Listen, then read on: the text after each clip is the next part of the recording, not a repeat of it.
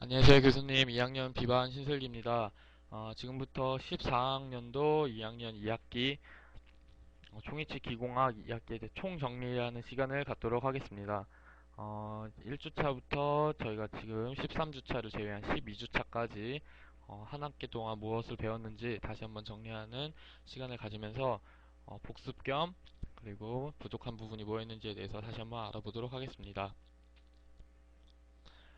저희가 1주차 때는 의치상 수리에 대해서 배웠는데, 의치상의 수리를 하기 전에 의치상이 왜 파절이 되는지에 대해서, 파절 요인에 대해서 알아보게 되면, 기공 과정의 결함이나 환자의 부주의, 그리고 구강 내 잔존 치조의 퇴축으로 인한 인장 응력이 의치상 중앙에 응집되어 파절이 일어날 수 있는데, 또 레진이나 의치상을 오래 쓰게 되면 레진의 필요로 인해 의치상이 파절될 수 있습니다. 여기서 나온 것처럼 기공 과정의 결함이나 환자의 부주의, 그리고 기공 과정의 결함은 인공치 배열을 잘못했다든지, 혹은 팔리싱을 하면서 인공치의 가운데 팔라탈 부분 상악의 경우, 팔라탈 부분이 너무 얇게 형성이 되어진 경우나, 그리고 환자의 부주의 같은 경우는, 덴처를 바닥에 떨어뜨린다든지, 아니면은 제대로 관리를 잘 못했다든지 그럴 경우에 의치상이 파절될 수 있습니다. 의치상이 파절됐을 때는 단순 수리와 복합 수리 두 가지가 있고, 그리고 오른쪽에 보시면 의치상 파절 원인은 기공 과정의 결함, 왁스 제거의 불충분이나 배열이 잘못되거나 매몰제 제거를 잘못하거나 연마 과정에서의 실수가 있겠습니다. 수리 방법으로는 파절선 부위를 따라 용해된 스티키 왁스로 고정을 시킨 후에 언더컷을 블럭아웃한 후 석고를 채워줍니다. 그 다음 파절선을 형성하고 그 부위에 왁스를 채우고 구개부 내 석고에 매트릭스를 만들어 형태를 인계해줍니다. 중화 완료 때까지 압력을 계속 유지 후 유지 축성 부위를 위치상 두께보다 두껍게 형성해주고 압력 중압기에 넣어서 중압시킵니다. 다시 한번 쉽게 설명해 드리면, 보시다시피 위치가 가운데 부분이 파절이 됐을 경우 이 부분을 잘 제대로 원래 모양대로 최대한 똑같이 붙여준 다음에 그 부분을 스티키 왁스, 혹은 임상에서는 뭐 살짝 순간 접착제를 이용해서 붙여주게 되고, 거기에 플라스타를 이용해서 플라스타 혹은 뭐 퍼티 등을 이용해서 그 안쪽 조직면 쪽으로 해서 모형을 만들어주게 되는데, 그러니까 인덱스를 형성해주게 됩니다. 그래서 그 어, 석고라든지 아니면은 퍼티가 다 굳은 뒤에 제거해주고, 덴처를 원래 부러진 모양대 그대로 다시 왁스를 붙였을 경우에 왁스를 제거해주고, 본드가 살짝 붙었을 경우에는 뭐 본드는 소량을 붙였기 때문에 약간의 힘만 가하면 원래 부러진 모양대로 그대로 부러지기 때문에 그대로 부러뜨린 후에 어, 그 새로운 레진이 들어갈 공간을 형성해 주려고 이제 덴처벌을 이용해서 약간의 공간을 형성해 주게 됩니다. 그때 공간을 형성해 주고 나서 바로 레진을 붓는 게 아니라, 이미 굳은 레진과 새로운 반응을 하는 레진이 들어가면은 두 레진이 잘 안 붙을 수 있기 때문에 도브텔 형식으로 서로의 기계적 결합력을 높여주기 위해서 양쪽 부러진 덴처에 어, 양쪽에 전부 다 파절선을 기준으로 도브텔 형식으로 엇갈리게 형성을 해주시면 되고, 그 부분에 다시 다 완벽하게 제거가 끝나면 남은 레진 가루라든지 아니면 뭐 다른 이물질이 있는지 확인을 하고 스팀 혹은 에어로 깨끗하게 제거를 해주시면 되겠습니다. 그 다음에 그 기존에 떠났던 인덱스의 덴처의 두 부분을 결합시킨 후에 나머지 공간에 레진을 부어주시는데, 이때는 레진을 어, 믹싱된 레진을 부어주실 때는 기존의 덴처의 두께보다 조금 더 두껍게, 이유는 팔리싱을 하면서 두께가 얇아질 수 있기 때문에 두께를 조금 더 두껍게 해주시면서 레진을 부어주시고, 그리고 압력 중압기에 넣을 때는 부어놓은 레진이 다른 쪽으로 흘러내릴 수 있기 때문에 경사지지 않도록 물에 넣을 때도 너무 갑자기 놓지 마시고 천천히 바닥까지 손을 이용해서 넣어주시면 되겠습니다. 그렇게 해서 레진이 중압이 끝나면 꺼낸 후에 팔리싱을 해주시면 기존의 덴처와 이 과정을 제대로만 준수하셨다면 기존의 덴처와 똑같은 덴처를 만드실 수 있다고 생각합니다. 근데 이미 아까도 말씀드렸던 것처럼 이미 굳은 레진과 그리고 새롭게 되는 레진은 색깔이 조금 차이가 날 수 있기 때문에 최대한 조심해서 사용해 주시면 되겠습니다. 1주 차이는 이렇게 의치상이 파절됐을 때 왜 파절되는지와 그리고 수리 과정은 어떻게 되는지에 대해서 배웠습니다. 다음 2주차입니다. 2주차에서는 인공치 수리를 하게 되었는데 인공치의 탈락 및 파절 원인은 첫 번째 레진치의 왁스 제거 불충분, 두 번째 큰 인공치 시조제에 너무 가깝게 배열, 세 번째 레진 전입 시 전입 압력이 너무 큰 경우, 네 번째 기공 과정에서의 부주의, 다섯 번째 환자의 부주의가 있습니다. 인공치의 탈락은 보시다시피 레진치의 왁스 제거 불충분, 네 번째 기공 과정에서 부주의는 그 위에 첫 번째, 두 번째, 세 번째가 그 기공 과정에서의 부주의인데 이 부주의는 레진치의 경우 저희가 1, 2, 3차 메모리 끝난 후에 왁스를 제거를 해주시게 되는데 왁서실을 할 때 레진치 밑에 그 조직 레진에 붙는 그 부분에 왁스가 제대로 제거가 되어 있지 않다면 그 상태에서 레진을 전입하게 되면 그 사이에 공간이 생기게 되고 그 상태에선 잘 모르시겠지만 이제 중합을 하기 위해 뜨거운 물 속에 들어가면 왁스가 녹게 되면서 그 사이에 빈 공간이 생기며 인공치가 탈락을 할 수 있게 됩니다. 그리고 큰 인공치나 치조제에 너무 가깝게 배열을 했을 경우 저자갑에 의해서 인공치가 떨어져 나갈 수 있고, 세 번째 레진 전입 시 전입 압력이 큰 경우 레진치의 위치가 바뀌거나 혹은 레진치가 깨질 수가 있습니다. 환자의 부주의로는 이제 아까 말씀드렸던 것처럼 떨어뜨렸을 경우 인공치가 쉽게 파절될 수 있습니다. 기공 과정에서의 결함, 그리고 환자의 부주의, 과도한 압력, 치주제 가깝게 배열했을 때 탈락 및 파절을 할 수 있다는 것에 대해서 설명을 해드렸습니다. 다음 수리를 하는 과정으로는 파절된 인공치가 있는 곳을 모터를 이용하여 순축 치경선이 닫히지 않도록 내부를 파주고, 설측은 레진이 들어갈 공간을 만들어주고, 그리고 새 인공치를 맞춰보고 내부에 유지공을 만들어주고, 왁스로 고정시킨 후 퍼티를 이용해서 인덱스를 형성해준 후에 왁스를 스팀치고 인덱스로 인공치 고정 후 레진을 주입하고 따뜻한 물로 중합을 한 후 덴처바로 정리를 하시면 되겠습니다.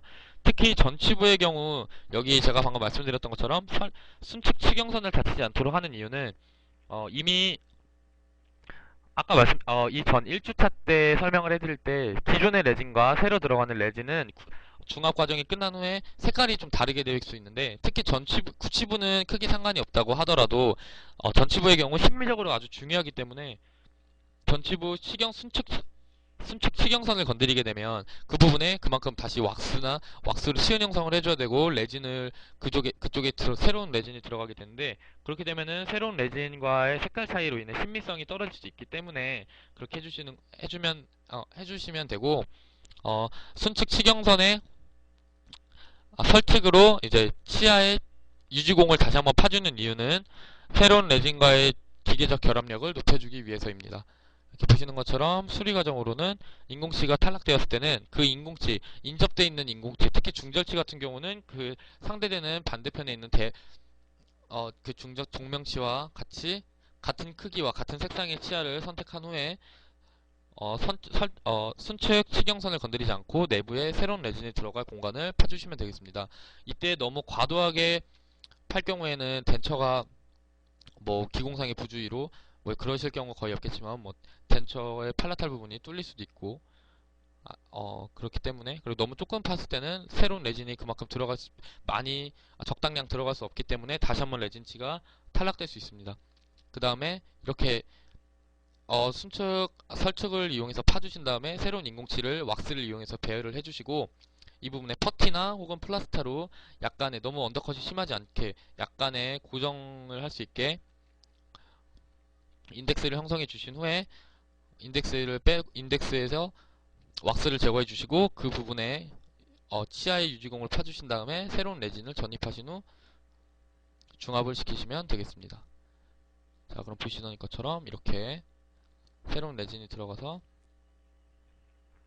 중합이 된 사진입니다.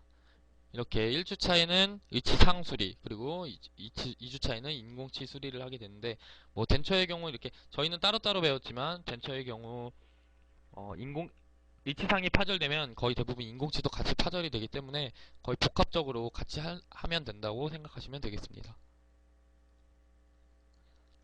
다음 3주차 개조와 개상입니다.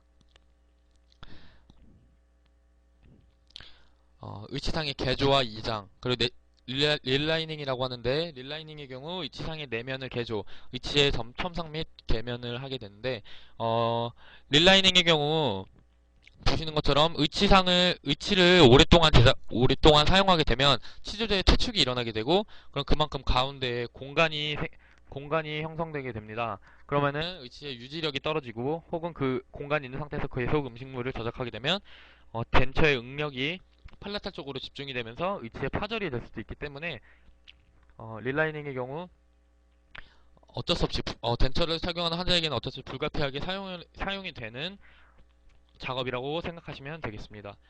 이때는 의치상의 내면에 이렇게 이쪽 사진을 보시게 되면 이제 왼쪽 두 번째 사진을 보시게 되면 이렇게 저 재료가 이제 릴라이닝제로서 환자의 구강 내에 지금 어느 부분이 정확히 치조의 퇴축이 많이 일어났고 덴처의 공간이 많이 생겨났는지를 확인할 수 있는 재료입니다. 그래서 이 상태로도 덴처를 사용할 수 있지만 저 상태에서 모델을 박싱한 후에 저 하얀색 재료를 하얀색 재료를 덴처에서 제거를 해주신 후 그 가운데에 새로운 레진을 전입해서 덴처를 릴라이닝하는 경우도 있습니다. 적응증으로는 장착 후 3개월에서 6개월이 지난 즉시 의치의 경우, 두 번째, 잔존 치조제가 흡수되어 의치상과 잔존 치조제 사이에 적합 상태가 불량인 경우, 세 번째, 환자가 의치 제제작에 대한 경제적 부담을 갖는 경우, 네 번째, 환자가 의치 제제작에 대한 육체적 부담감을 갖는 경우, 이 총 4가지입니다.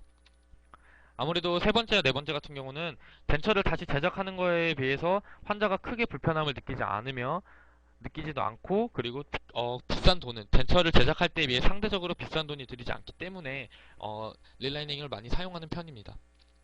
의치상의 개상입니다. 치아의 교합 관계는 변화시키지 않고 의치상 재료 전부를 새로운 재료로 교환해 줌으로써 의치를 재적합시키는 과정입니다. 일명 리베이싱이라고도 하는데요. 개상의 적응증은 의치상의 변색, 의치상 색조의 부조화, 헐거운 의치의 복잡 파절, 기포가 심한 의치상, 이 4가지가 있습니다. 제가 연세대에서 일할 경우에 리베이싱을 할 때는 덴처가 그냥 이렇게 이 모습 그대로 들어오게 되면은, 저희는 릴라이닝을 할 때도 개상을 하듯이 리베이싱을 했는데 덴처가 들어왔을 때 그냥 이 덴처를 박싱한 다음에 모델을 만들어주고 이 모델 그대로를 모델에서 덴처를 빼지 않고 그 상태로 메모를 해주게 되고 1, 2, 3차까지 메모리 다 끝난 상태에서 덴처를 모델에서 제거한 후에 가운데 있는 레진들을 모두 다 제거를 해주게 됩니다. 그러면 인공치의 경우는 인공치는 서로 교합관계가 변화시키지 않을 정도로만 레진을 조금만 남겨놓은 상태에서, 정말 조금만 남겨놓은 상태에서 모든 레진을 다 제거해주게 되면은 다시 그 인공치를 그 메모란 그 상암에다가 다시 넣어주고 새로운 레진을 전입해서 덴처를 다시 만들어주는 방법으로 저는 그렇게 배우고 그렇게 한번 해본 적이 있습니다. 그런 식으로 해서 하고 나면은 교합관계는 변화되지 않은 상태에서 레진만 새롭게 바꿔줄 수 있기 때문에 그것이 개상의 최대의 장점이라고 할 수 있습니다. 이때 메몰은 연세대에서 일할 때 경우는 그냥 저희가 했던 히트 큐링을 한 대신에 이복 탭을 사용해서 최대한 교합 관계가 틀어지지 않도록 그렇게 해주었습니다. 이렇게 3주차 개조와 개상에 대해서 저희가 배웠고요. 4주차 금속상과 파이버 메쉬입니다. 상하 총이치 금속상, 그리고 레진상 총이치와 금속 총이치 2개가 있습니다.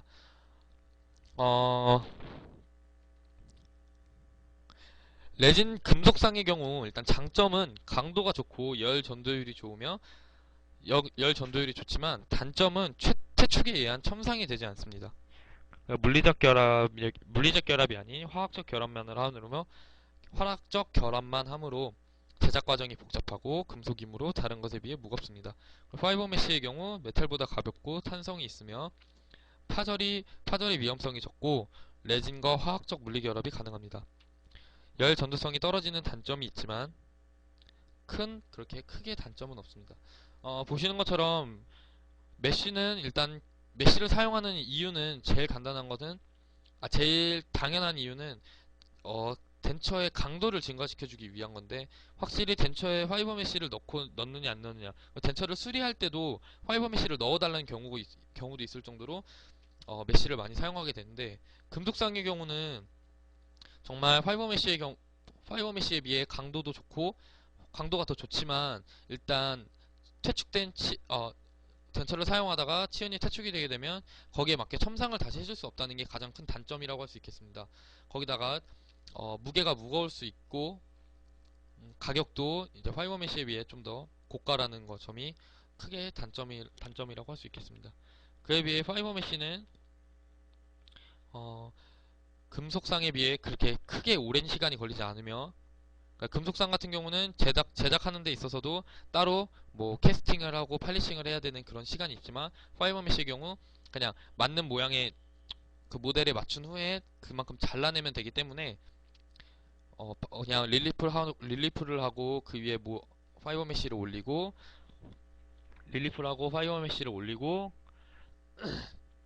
그 다음엔 똑같이 덴처를 제작해주면 되기 때문에 크게 뭐 시간이 더 오래 걸린다거나 하는 거는 뭐 말도 안 되는 일이고 그만큼 또 그 모양에 맞게 그 가위를 이용해서 손쉽게 잘라낼 수 있기 때문에 그게 가장 좋은 단점이라고 생각됩니다.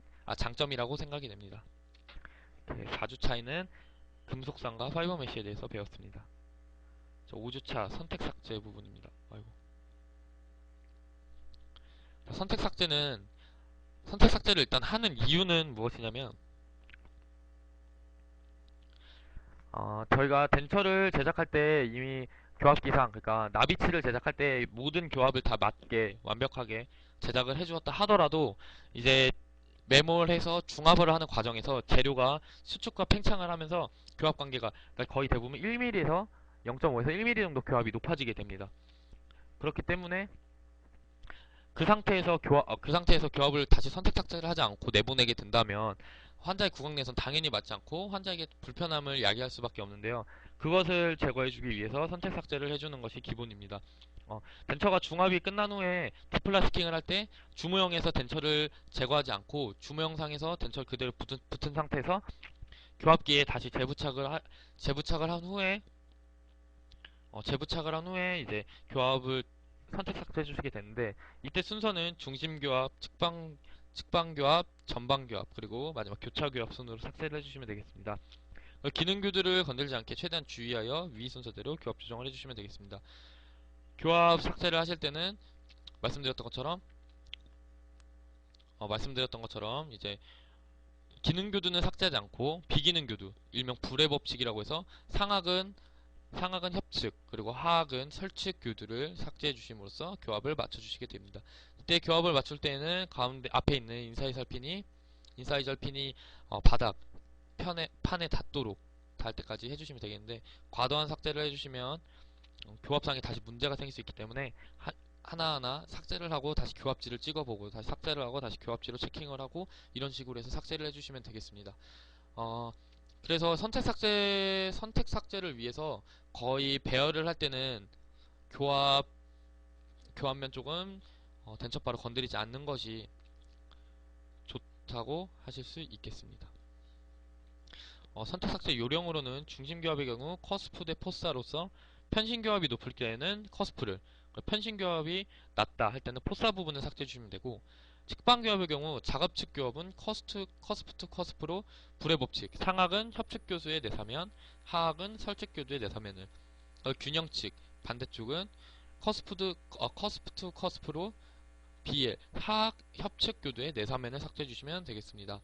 전방교합 커스프 투 커스프로 전치부는 상악의 링걸 인사이저를 삭제해 주시고 하악도 똑같이 삭제해 주시면 되고, 그리고 구치부는 똑같이 불의 법칙으로 협측교도의 원심사면과 하악은 설측교도의 근심사면을 삭제해 주시면 되겠습니다. 이렇게 선택 삭제까지 배웠고요. 6주차부터 이제 저희가 본격적으로 어태치먼트를 제작을 하게 됐는데 공부하게 됐는데 일단 어태치먼트라는 거는 두 개 이상의 부분으로 구성되어 있는 연결 장치로 한 부분은 치관이나 치근 또는 매시기치의 고정성 부분에 부착되고 다른 한 부분은 가철성 보철물에 연결되어 주 유지 장치의 역할을 하는 것을 말하게 됩니다. 일단 어태치먼트는 메탈 클라스프와 부분 위치의 경우 이렇게 메탈 클라스프와 비교가 많이 되는데 메탈 클라스프의 경우는 파지부, 교환면 레스트, 유지부가 이렇게 세 부분이 있는데 파지부는 측방 탈락 운동을 방지하여 위치의 안정의 유지를 도우게 되고 교환면 레스트는 국소 위치의 조직부 하방 운동에 저항하고 저자갑이 지대치의 장축 방향으로 분산되도록 해주며 유지부는 위치의 상방 탈락 운동을 효과적으로 막아주게 됩니다. 근데 어태치먼트의 장점으로는 신미성이 우수하며 유지력과 안정성이 우수하고 지대치에 가해지는 교합압이 교환면이나 인사이저 레스트보다 치근 쪽에 위치하기 때문에 지렛대 힘이 짧아져 회전력이 작아지게 되고 우수한 저작 효율이 있고 유지력 조절 횟수가 적어 보철물의 수명이 길고 위치의 탁탈 시 측방압이 지대치에 덜 미치기 때문에 치조고를 보호할 수 있습니다. 그러나 메탈 클라스프의 한계점으로는 어태치먼트에 비해서 신미성이 떨어지고 유지력과 안정성이 떨어지며 파샬덴처의 경우 지대치와 치조골에 힘을 가해 오래가지 못하고 파샬덴처에 비해서는 어태치먼트는 측방압이 덜합니다.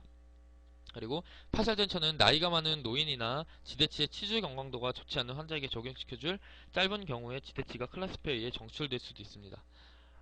이 모든 거를 다시 한번 정리해드리게 되면 첫 번째 클라스프의 경우는 보시다시피 교환면 정지돌기, 레스트, 그리고 레시프로카람, 리텐티브암, 그리고 풀크롬 이렇게 이 세 가지 교환면 정지, 레스트와 파지부, 유지부 총 이렇게 세 가지로 구성이 되게 되는데 여기서 4번, 5번, 6번의 경우는 교합력이 위에서 내려오게 되면 4번에서 발생이 하게 되면은 4번 레스트 부분이 그 6번 쪽에 교합력이 가게 되면은 이제 4번 쪽이 지렛대 원리를 하고 나머지 3번이 아닌 그 건너편에 1번 쪽이 교합력에 의해서 이렇게 오프너의 원리처럼 뽑힐 수 있다는 단점입니다. 그래서 지대치에 음식을 많이 사용할 음식을 파샬덴처를 착용하고 나서 음식물을 씹을 때나 혹은 얘기를 할 때 계속해서 이게 오픈의 원리로 작용을 하기 때문에 남은 지대치가 그렇게 길게 사용되지 못한다는 얘기입니다. 보시는 것처럼 이렇게 클라스프와 바깥쪽 유지부 쪽에 살짝 걸린다고 하지만 이것이 계속해서 사용되게 되면 남은 지대치에 큰 무리를 줄 수 있다는 것이 단점입니다. 하지만 어태치먼트의 경우는 그렇게 메탈 클라스프를 사용하지 않으면서도 교합을 하고 뭐 음식을 저작하는 데 있어서 크게 문제가 되지 않는다는 그런 장점이 있습니다.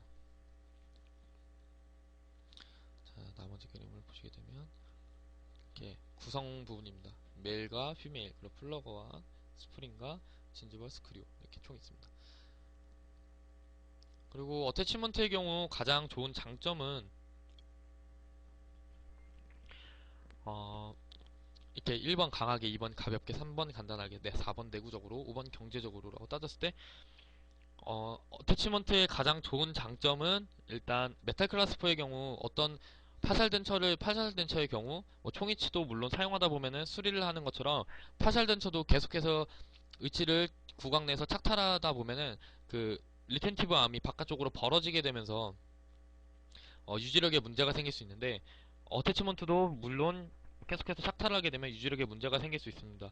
그러다 보면은 메탈 클라스프의 경우는 그 응력이 계속해서 클라스프에 가해지게 되면서 수리를 할 때라든지 뭐 밴딩을 하면서 계속 그렇게 될 수 있기 때문에 결국에는 파절돼서 사용할 수 없지만 어태치먼트도 그렇게 사용하면서 유지력이 저하됐을 때는 그에 맞는 도구를 사용해서 각 어태치먼트에 맞는 도구를 사용해서 유지력을 다시 보완해 줄 수 있다는 것이 장점입니다. 부처면 수복물의 5가지 기본 원칙 1번 강하게, 그리고 2번 가볍게, 3번 간단하게, 4번 내구적으로, 5번 경제적으로. 어태치먼트는 근데 한 가지는 아니지만 단점이 뭐냐면 일단 기공적으로 좀 복잡하고 정교해야 되며, 그리고 기공적으로 복잡하며 정교해야 되고 가격적으로 좀 일반 메탈 클라스프에 비해서 많이 비싸다는 단점이 있습니다. 이렇게 메일 부분 그리고 피메일 부분의 사진입니다. 어태치먼트의 장점, 아까 말씀드렸던 것처럼 신미성, 유지력과 안정성, 지대치에 가해지는 교화법이 교환면이나 인사이살 레스트보다 측은 쪽에 위치하기 때문에 가해지는 힘이 짧아져 회전력이 작아질 수밖에 없습니다. 우수한 저작 효율을 가지고 있고 유지력 조절 횟수가 적기 때문에 보철물의 수명이 깁니다. 의치의 착탈 시 측방압이 지대치에 덜 미치기 때문에 시조구를 보호할 수 있습니다. 다음 7주차 어태치먼트 분류입니다. 어태치먼트에 이용되는 가철성 보철물에 이용되는 어태치먼트 분류입니다. 가철성 보철물로는 총이치와 국수이치가 있고, 총이치는 피게이치, 바어 어태치먼트, 스튜드 자성 어태치먼트, 국수이치에는 치관 내 어태치먼트나 치관 외의 어태치먼트로 덴처를 많이 제작해서 사용하고 있습니다. 모양과 부착 위치에 따른 분류입니다.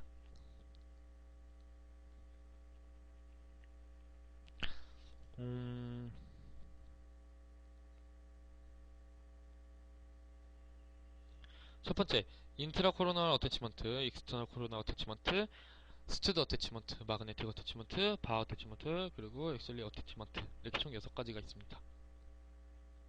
이것은 뭐 부착 위치, 치관 외냐, 치관 내냐, 치관 외냐, 똑딱이, 그리고 자석을 이용하느냐, 혹은 발을 이용하느냐 등에 따라서 나눌 수 있습니다. 제작 과정과 제품의 정밀도에 따라 프리시전 타입이냐, 세미 프리시전 타입이냐. 프리시전 타입의 경우는 메탈로 이미 제작이 되어 있어서 보철물에 부착시킨 후에 보철물에 부착시킨 다음에 같이 이미 메탈로 제작되어서 나와 있는 그 어태치먼트를 말하는 거고, 세미 프리시전 같은 경우는 플라스틱으로 제작이 되어 있어서 완성된 주조관에다가 같이 부착을 해서 캐스팅을 해서 제작을 하는 어태치먼트를 말하게 됩니다. 조절형과 비조절형. 이 어태치먼트를 조절을 할 수 있느냐, 그 유지력을 조절할 수 있느냐, 혹은 조절하지 못하느냐, 그리고 어태치먼트의 기능, 완화평이냐 비완화평이냐, 저작 운동을 함에 있어서 같이 소량의 움직임으로 같이 움직이느냐, 아니면 아예 고정되어 움직이지 않느냐에 따라 분류할 수 있고, 기능 운동에 따라 이렇게 회전 운동을 하느냐, 접번만 하느냐, 등의 운동에 나눠져 있습니다.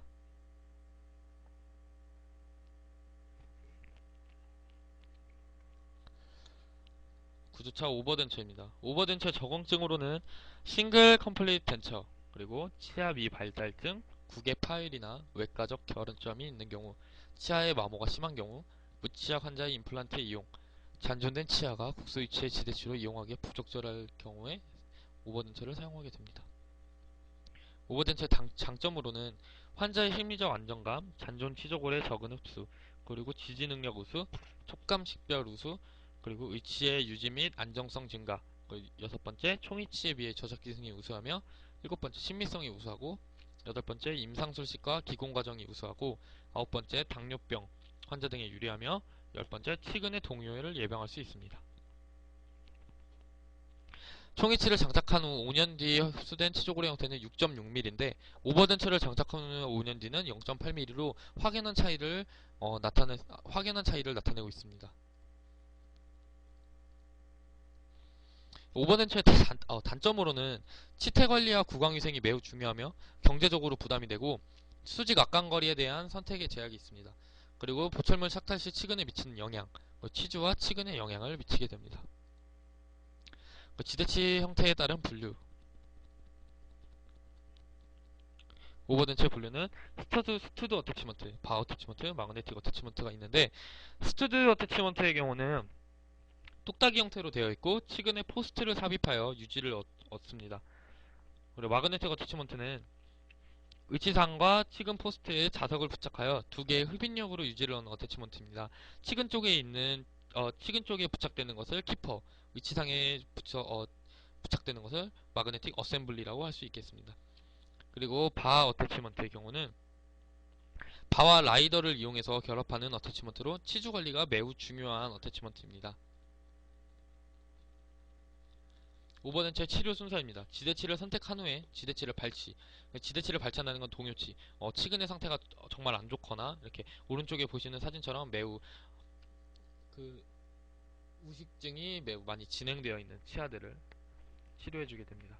다음에 지대치의 치주를 치료해주고 지대치 근관을 치료해준 후에 임시위치 제작, 지대치 완성, pH 완성 순서로 제작을 하게 됩니다. 오버덴처 제작 시 지대치의 선택, 수직 악간거리, 악공에 따른 선택, 삽입로, 유지, 완화평과 비완화평.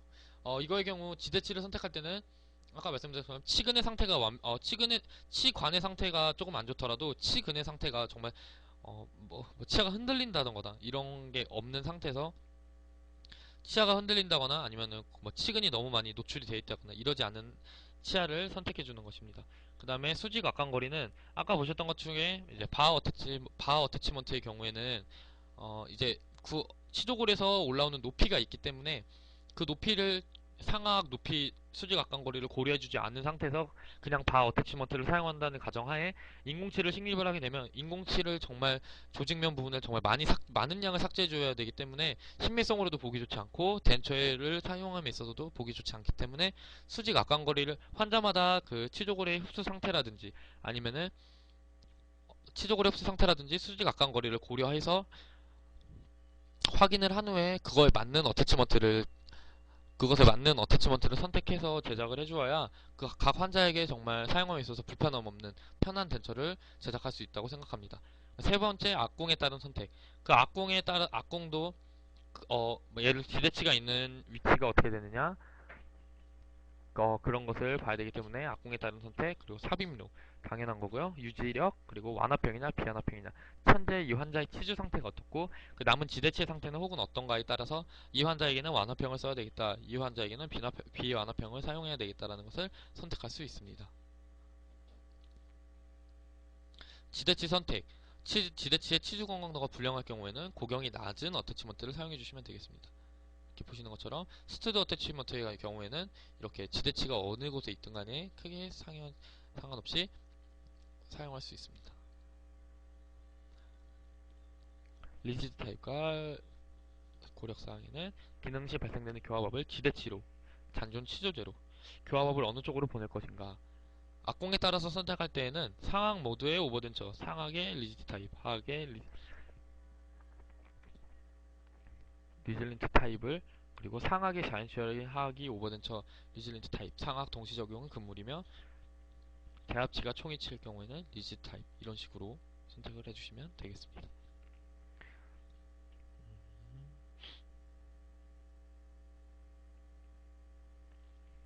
아까 설명드렸던 것처럼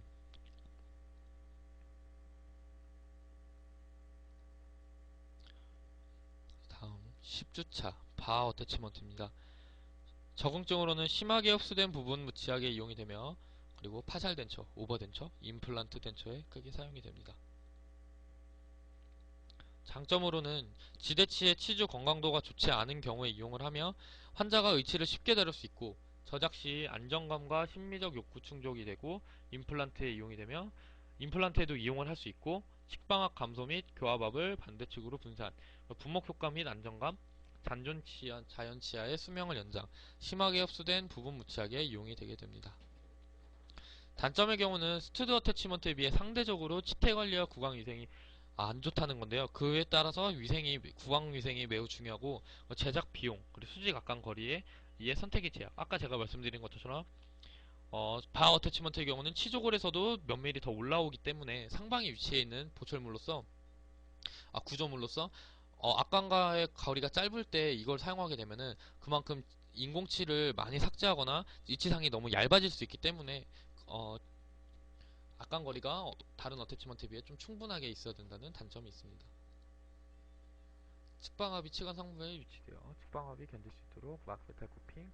이거의 경우는 이제 첫 번째 사진의 경우는 메탈 클라스터의 경우 측방압이 치관 상부에 위치하게 되어서 오프너의 원리로 지대치의 정출을 도와주게 되는 오히려 위치를 장착할 수는 있지만 오랫동안 사용하지 못한다는 단점이 있는데 마그네틱 어태치먼트 혹은 다른 어태치먼트의 경우는 치관을 잘라내고 그 내부에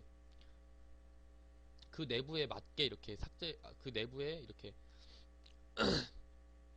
장착을 해서 사용할 수 있기 때문에 키퍼를 제작해서 사용할 수 있기 때문에 측방압이 다른 기본 메탈 클라스퍼에 비해 치근에 최대한 붙어 있기 때문에 그렇게 크게 직방압에 주지 않는다고 생각하시면 되겠습니다. 다음 거기에 맞는 메탈 코핑을 제작해 주시고 그 다음 부목 효과로 인한 교합압을 분산시킬 수 있습니다. 기능운동 허용 여부에 따라서 완화평이냐 그리고 비완화평이냐, 바 어태치먼트의 경우는 완화평은 바 조인트 타입, 그리고 비완화평은 바 유닛 타입으로 설명할 수 있습니다. 보시는 것처럼 바와 라이더 부분을 나타낼 수 있습니다. 첫 번째 보시는 거는 이제 완화평 어태치먼트입니다. 바가 직선으로 제작이 되어야 하며 잔존치근이나 치아가 직선으로 위치되어 있는 경우에 이용. 전치부와 구치부를 연결시킬 경우에는 바를 밴딩시켜서 긴 쪽으로 슬리브를 위치시켜 제작해 주시면 되겠습니다.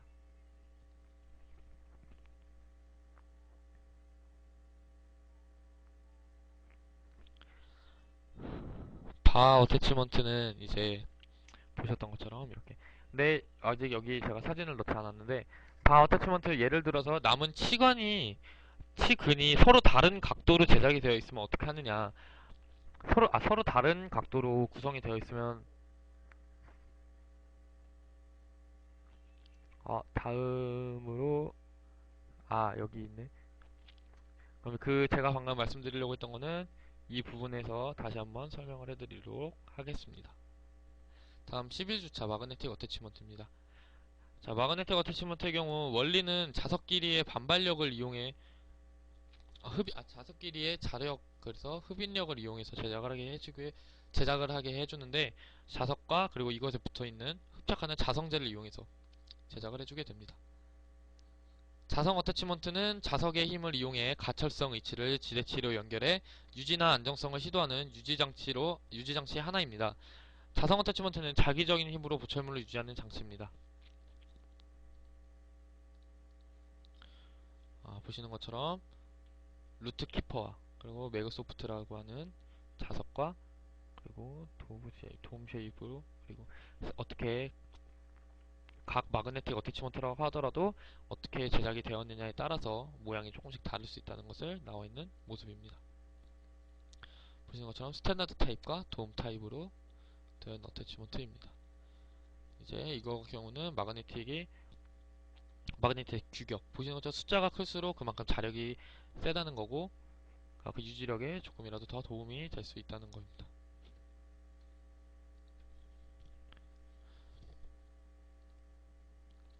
다음 스테인리스 계통으로 제작을 해주게 되면, 스테인리스 계통으로 제작을 해주는 이유는 이제 구강 내에서 아무래도 구강 내는 습도가 있는 곳이기 때문에, 일반 메탈로 제작을 할 경우 구강 내에서 뭐 녹이 쓴다든지 혹시 그럴 수 있기 때문에, 그것처럼 자석의 윗부분은 스테인리스 강으로 캡슐화, 그리고 내부는 자석을 중심으로 양쪽이 요크로 감싸져 있는 샌드위치형으로 제작을 해주시면 됩니다. 제작이 되어 있는 마그네틱을 사용해서 이제 오버덴처를 제작을 해주시면 되겠습니다.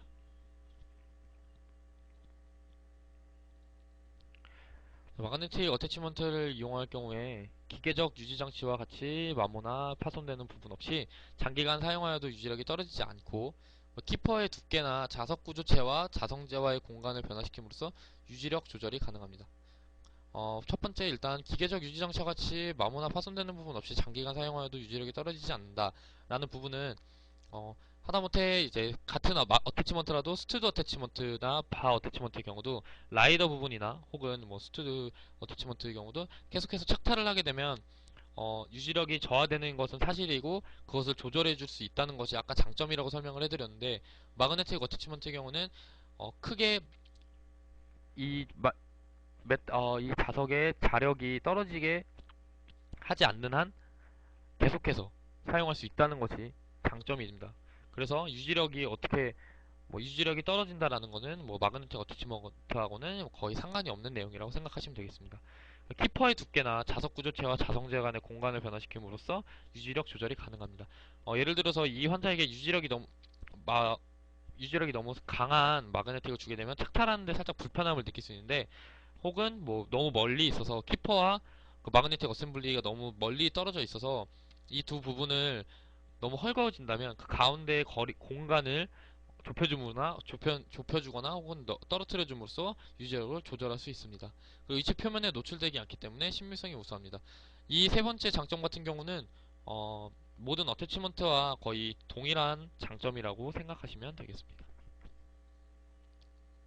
다음 네 번째, 자력에 의해서 위치를 흡인하기 때문에 기계적 유지 장치와 같이 마모에 의해서 유지력이 떨어지지 않는다. 이거는 아까 설명해드린 내용과 같다고 보시면 되겠습니다. 다음 다섯 번째, 의치의 착탈 방향이 자유롭기 때문에 제작 시 설계가 쉽고 고령자와 팔이 부자연스러운 환자에게 적당하다. 이 내용은 무엇이냐면 다른 어태치먼트의 경우는 삽입로, 그러니까 정확하게 이 벤처가 들어가고 나오는 위치가 정해져 있고 그 위치대로 넣지 않으면 뭐 예를 들어 마그네틱 메탈 클라스프의 경우 제대로 덴처를 넣지 않으면 그 제대로 들어가지도 않을 뿐더러 뭐 에이커스 클라스프의 유지 부분이 파손될 수도 있는 위험이 있지만 마그네틱 어태치먼트의 경우는 말 그대로 자석을 이용하기 때문에 구강 내에 넣기만 한다면 그 자석과 자석의 흡인력으로 제대로 삽입이 가능하기 때문에 그래서 고령자와 팔이 부자연스러운 환자에게 적당하다고 할 수 있습니다. 큰 힘을 들이지 않고 덴처를 뺄 수 있기 때문에 장점에 들어갈 수 있다고 합니다. 그리고 의치 착탈 시 지대치에 전달되는 스트레스가 적다. 말 그대로 의치를 착탈할 때 저렇게 메탈 클라스프를 사용할 경우 넣었다 뺐다 하면서 잔존 지대치에 크게 동요를 시킬 수 있고 그 지대치가 금방 정출될 수 있는 큰 단점이 있는데 마그네틱 어태치먼트의 경우는 치근 그리고 일단 측방압이 가해지는 곳이 메탈 클라스프의 경우는 치관 높이 레스트 부분에 있기 때문에 크게 측방압이 가해지는 반면에 마그네틱 어태치먼트의 경우는 치관을 없애고 치근 내에 삽입되어 있기 때문에 크게 동요되지 않은 상태에서 덴처를 넣었다 뺐다를 할 수 있기 때문에 지대치에 전달되는 측방압 스트레스는 적다고 보시면 되겠습니다. 그리고 일곱 번째, 수평 방향으로 흡인력이 적기 때문에 지대치의 해로운 측방압이 무리하게 전달되지 않는다. 이거는 아까 말씀드렸던 것처럼 그렇고 특수한 기구와 기술은 불필요하기 때문에 임상 술식과 기공 과정이 간단하다. 어, 예를 들어서 메일과 피메일 어태치먼트를 사용한다거나 혹은 혹은 저렇게 메탈 클라스프를 제작을 할 경우에도 어, 특히 메일과 피메일을 제작한다는 가정하에 말씀을 드리게 되면 메일과 피메일 사이에 공간이 생기거나 아니면 너무 정밀하지 않거나 방향이 틀린다거나 할 경우에는 정말 사용할 수 없는 어태치먼트가 될 수 있는데 마그네틱 어태치먼트의 경우 위치를 맞춰주고 똑같이 수직으로 힘이 가해지는 것만 맞춰주게 되면 어, 누구나 사용할 수 있고 그리고 쉽게 오버덴처를 제작할 수 있기 때문에 그렇게 기공 과정이 간단하고 나와 있을 수 있습니다. 그리고 위치의 착탈이 자유롭기 때문에 보철문 디자인이 쉽고 다른 유지 장치와 병행하여 이용할 수 있다. 위치의 착탈이 자유롭다는 건 아까 말씀드렸던 것처럼 다른 유지력 없이 자석의 흡인력만을 이용해서 사용하기 때문에 생길 수 있는 장점입니다. 열 번째, 완성 위치가 복잡하지 않기 때문에 환자 자신이 관리하기가 쉽고 뭐 덴처 내에 여러 가지 장치기물이 되어 있다면 덴처를 관리하는 데 있어서 크게 불편함을 느끼겠지만 그러지 않다는 것이 장점이고 지대치의 상태에 맞추어 부담 분담이 가능하다. 지대치가 상태가 안 좋을 경우는 여러 개 지대치를 사용해서 그 마그네틱 어태치먼트를 제작해 주시면 되기 때문에 하나의 지대치에 그렇게 큰 힘이 주어지지 않는다는 것이 장점입니다. 12번째, 어태치먼트의 유지력은 자석 구조체가 근면판에서 떼면 급격히 감소하기 때문에 의치의 착탈 시에 지대치에 비기능적인 힘이 가해질 위험성이 적다. 비기능적인 음식물을 씹거나 아니면 발음을 하거나 외에 다른 힘으로 지대치에게 힘을 가해질 거는 적다고 할 수 있겠습니다. 적용 범위가 매우 넓으며 재사용이 가능하다. 만약에 덴처가 파절이 되어서 다시 사용할 수 없는 상태라고 한다면 그 안에서 마그네틱 어태치먼트만 분리해내서 그 마그네틱을 다른 새롭게 만드는 덴처에 제작을 할 때 삽입을 해주게 되면 똑같이 사용할 수 있기 때문에 다른 어태치먼트에 비해서도 훨씬 가격적으로는 더 좋다고 할 수 있겠습니다. 그리고 15번째, 탈락 시 복원력이 발휘된다. 덴처가 만약에 탈락을 하려고 하더라도 예를 들어 덴처가 좀 끈적이는 음식을 먹는다거나 아니면 혹시나 뭐 발음을 하는 데 있어서 덴처가 좀 떨어지려고 하더라도 자석 간의 흡인력이 사용되기 때문에 서로 자석 간에 붙으려는 힘으로 다시 구강 내에 위치할 수 있다는 내용입니다. 이렇게 마그네틱 어태치먼트에 대해서 11주차는 알아봤었습니다. 그리고 다음 클라스프 그리고 코너스 구간, 어태치먼트 등 종류의 각종 유지 장치와 비교하여 자상 어태치먼트가 뛰어난 점. 마그네틱 어태치먼트에 대해서 조금 더 설명을 드리자면 제작 방법이 복잡하다. 코너스 간의 경우 제작 방법이 복잡하고 더 이중관이라고도 하는데 장기적인 기능성에 문제가 있다. 환자의 취급이 쉽지 않다. 이중금관으로서 지대치에 먼저 이너 크라운을 제작을 한 후에 지대치 모양과 비슷하게 크라운 제작해주고 그 위에 보철물을 제작해서 착탈하는 방식으로 가격면에서도 비싸고 환자가 취급하기도 물론 쉽지 않으며 그리고 장기적으로 사용했을 때는 이것 또한 그 이너 크라운과 그리고 밖에 있는 두 번째 크라운이 마찰력을 사용해서 제작을 하는 것이기 때문에 장기적으로는 이제 사용하게 되면 유지력이 저하됐을 때 따로 조절해줄 수 있는 내용이 없다는 것이 큰 단점입니다. 자, 다음 어태치먼트. 기공 과정이 복잡하다. 그리고 유지력의 불안정이 무시할수록 크다. 수리가 쉽지 않다. 어태치먼트에도 조절형, 비조절형이 있고 뭐 그 외에도 있지만 아까도 설명해 드렸던 것처럼 기공 과정이 복잡하다. 기공 과정이 복잡한 이유는 특히 뭐 메일과 피메일을 사용한다는 가정하에 말씀드리면 정말 그 크라운을 제작을 하고 거기에 어태치먼트를 부착할 때 정확하게 서베이를 이용해서 삽입 착탄로를 결정해 줘야 되는 등 뭐 많은 문제가 있고 또 팔리싱을 할 때에도 팔리싱을 할 때에도 내부 메일과 피메일이 닿는 부분에 뭐 팔리싱을 조심해서 해야 된다는 등 기공 과정에 있어서도 좀 숙련자가 하지 않는다면은 쉽게 다시 뭐 재제작을 해야 되는 경우가 발생하기 때문에 그렇고 수리는 거의 못하고 거의 교체를 한다고 보시면은 되기 때문에 가격적인 부분에서도 이게 만만치 않다고 생각하실 수 있습니다. 기계적인 유지장치와 자성 어태치먼트를 이용한 경우 측방력과 회전력입니다. 자성 어태치먼트는 수직 방향의 강력한 흡입력을 발휘하지만 흡착한 자석 구조체와 키퍼와는 그 흡착면의 평행한 방향의 힘에 대한 저항은 매우 적습니다. 이 방향에는 흡착면의 마찰력이 저항 방향으로서 작용하여 자력은 직접적으로 관여하지 않습니다. 자상 어태치먼트는 자석 구조체와 키퍼와의 접합면에서 측방압이나 회전력이 발휘될 때 미끄러져서 떨어지게 됩니다.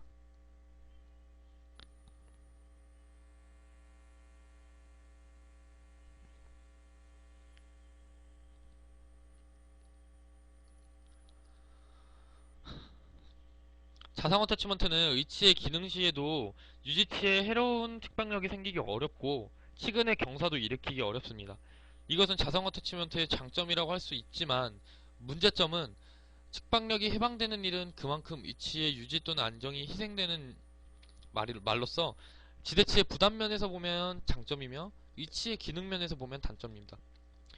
이 말은 무엇이냐면 지대치가 덴처를 착탈하는 과정에 있어서의 지대치의 측방력이 가해진다는 것은 그만큼 구강 내에서 큰 유지력을 갖고 있고 쉽게 탈락하지 않는다는 얘기인데 자성 어태치먼트의 경우 착탈하는 데 있어서 큰 측방력을 주지 않는다는 말은 덴처의 기능 구강 내에서 탈락되지 않으며 음식물을 저작하고 환자에게 불편함을 주지 않는다는 기능에 있어서는 그만큼 좋지 않고 대신에 지대치에 가해진 측방력 지대치 입장에서만 볼 때는 정말 좋은 덴처라고 할 수 있습니다. 하지만 이런 단점이 있지만 그래도 자성 어태치먼트를 사용하는 이유는 아까도 말씀드렸던 것처럼 자성 어태치먼트의 경우 말 그대로 자력을 이용해서 두 개의 흡인력을 이용해 사용하기 때문에 구강 내에 삽입하기도 쉽다고 설명을 드렸고 착탈하기도 쉽다고 설명을 드렸습니다. 그래서 덴처가 지대치에 측방압을 주지 않고 쉽게 탈락될 걱정이 있다고 하지만 두 개의 흡인력을 사용하기 때문에 다시 쉽게 복원력이 발휘되어 제자리로 위치할 수 있게 됩니다. 임상에서 자성 어태치먼트가 기피되었던 이유 등은 크기, 그리고 부식성, 자석 구조체의 탈락. 근데 크기의 경우 컴퓨터로 형상화를 하고 부식성은 부식성 해결. 아까 스테인리스로 제작을 하기 때문에 구강 내에서 부식을 할 경우는 정말 드물다고 드문 게 아니라 거의 없다고 보시면 되고 자석 구조체의 탈락은 자석 구조체 레이저로 밀봉화 그리고 크기 해결 초소형.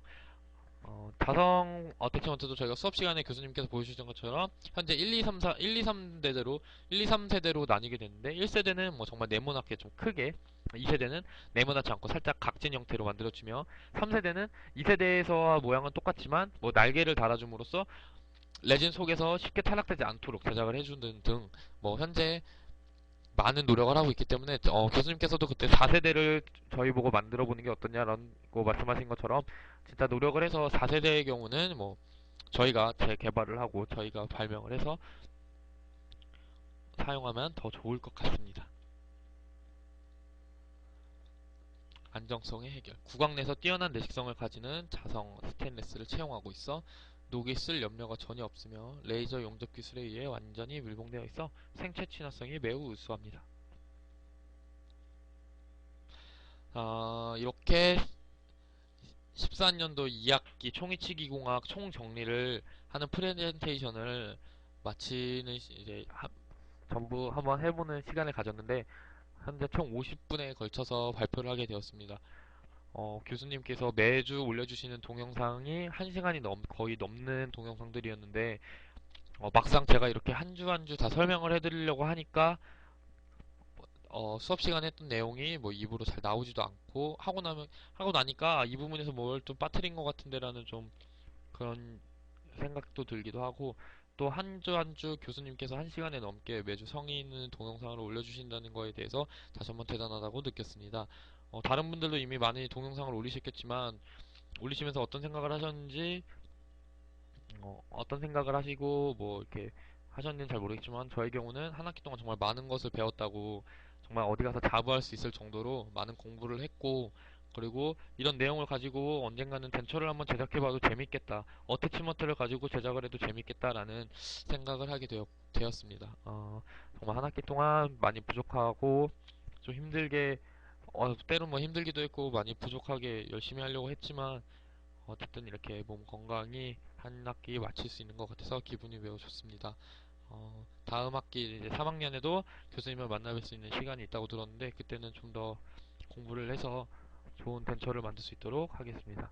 이상 발표 마치겠습니다. 감사합니다.